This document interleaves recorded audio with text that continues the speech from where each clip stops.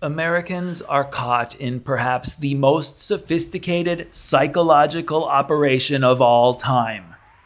A key piece of this psyop says capitalism and communism are fundamentally opposed to each other. My countrymen will never be able to understand that these two economic ideologies are two sides of the same coin.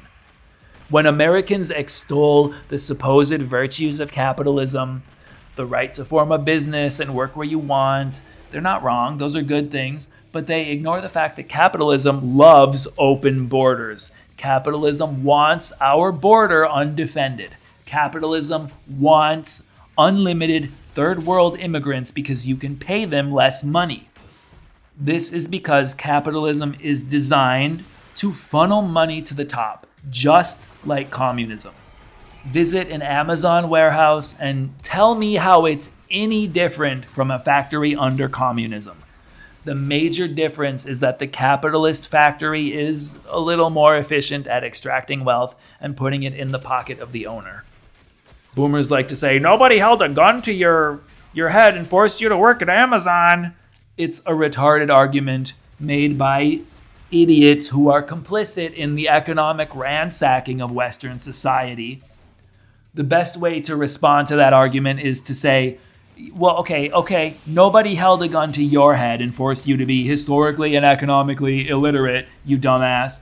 So here's the actual solution to all of our problems. Here it is. The right is correct on social issues. The left is correct on economic issues. When you combine left-wing economic policy and right-wing social policy, you get an economy that works for its people. So now that's beyond obvious, but what keeps people from realizing this? Well, what keeps them from realizing it is perhaps the most sophisticated psyop of all time. It makes people think, it makes people believe in the left-right dichotomy.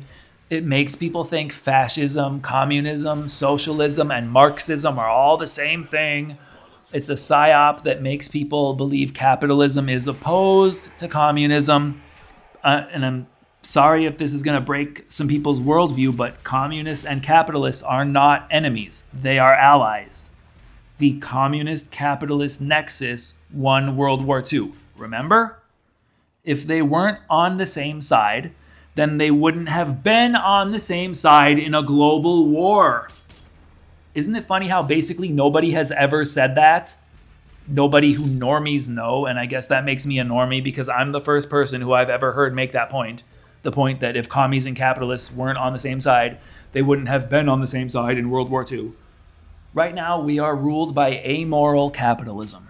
If we want to improve things, we need to understand that capitalism, without a moral framework, will always create a terrible society.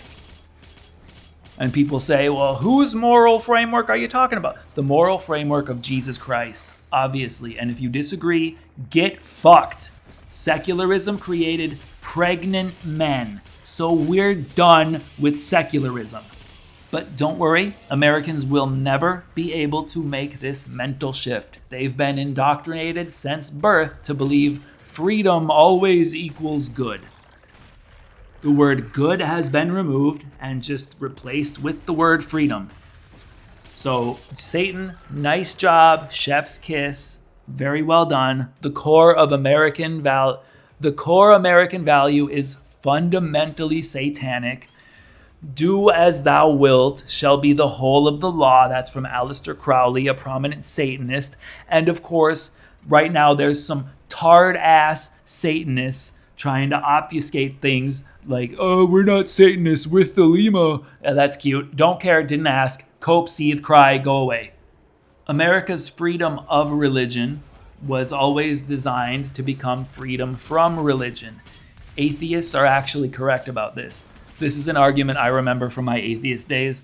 Hitchens and Harris and Dawkins would always talk about how the founding fathers were as close to atheists as it was possible to be in the 1700s, and they made a system that was designed to move us slowly toward atheism.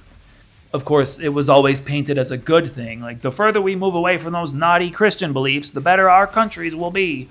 It was a compelling argument for people like me, stupid 20-somethings living in an era before atheism produced pregnant men and drag queen story time. Now we see the full fruits of atheism, and Gen Z is just like, nah, that's gay. We're not doing that. Thank God for Gen Z, seriously. Now, let's try to explain fascism to boomers. The gayest thing in America is how both sides of the political spectrum have the same nuclear bomb that they drop on the other side. What is this bomb? Both sides accuse the other side of being fascist. You're a Nazi. Nuh-uh, you're a Nazi. I'm reading a book by Dinesh D'Souza, a proud member of Conservative Inc. I suspect he is fully blackmailed by the Epstein people. There's no other reason for someone to support what they call Judeo-Christian values. Nobody serious supports Judeo-Christianity. Dinesh's book is called The United States of Socialism, and Dinesh's entire thesis is the left are the real Nazis. And frankly, that is the official religion of the American right wing. Dinesh calls fascism and communism sister ideologies. That's probably the dumbest thing I've ever heard. Let me explain why. Communism was invented by Karl Marx. We all know his ethnic background, right? So why would anti-Semites invent a sister ideology to something invented by a Jewish guy?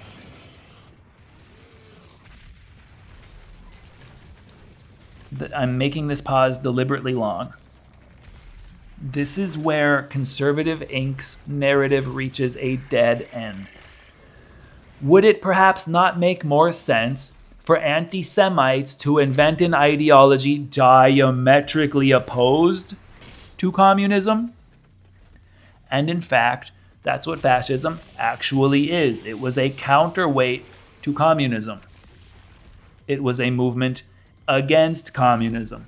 When the communists controlled Germany during the Weimar era, they built transgender hospitals, they invented sex changes, they promoted pedophilia, on and on and on. Weird. That stuff is all going on in Western nations today, but we live under capitalism. So wait, capitalist companies like Google and Netflix and Facebook and Twitter, all these companies are promoting the same stuff that communists invented and loved? How could this be? Because communism and capitalism are the same thing. They are the true sister ideologies. But people like Dinesh are too cowardly to say this. Fascism was the only movement that effectively pushed back against the same moral degeneration that still today erodes the foundations of the West. But the evil, scary fascists lost the war. And so today, your children and grandchildren can sit in a public library and listen to a drag queen read pornography to them. This is what Western capitalism and communism always become. This is what they are made for. This is their purpose. Notice I put the qualifier Western. Western capitalism and communism. China, Russia, North Korea, they all have their own problems, but I don't care about those societies. I'm a member of Western society. I don't really care about the problems of non-Western nations. Our forms of degeneracy are different from theirs. So if hating pedophilia makes me a Nazi, then I am a Nazi. Cry about it. See, this is how you deal with leftist arguments. You just say, fuck you. You're a racist, you're a sexist, you're a transphobe. Okay, yeah, that's what I am, fuck you. By the way, there's no such thing as gender. There is only sex. The term gender was invented by a pedophile named John Money. Trans activists often try to pretend this is not the case. They are using Marxist taqiyya, lying to non-believers in order to spread the faith. Oh, also, the word racism was popularized by Leon Trotsky, a Marxist. So when right-wingers cry about totally not being I'm not a racist, you're playing a game designed by the left designed by the ethnicity that shall never be named. Instead of doing that, just say, fuck you. Yep, I'm a racist. Fuck you. None of this means that you have to become a racist or sexist or fascist. You should be a follower of Christ. And if it just so happens that 99% of the tenets of Christianity happen to support racism or sexism or fascism, so be it. I follow Christ and I don't care what my enemies call me.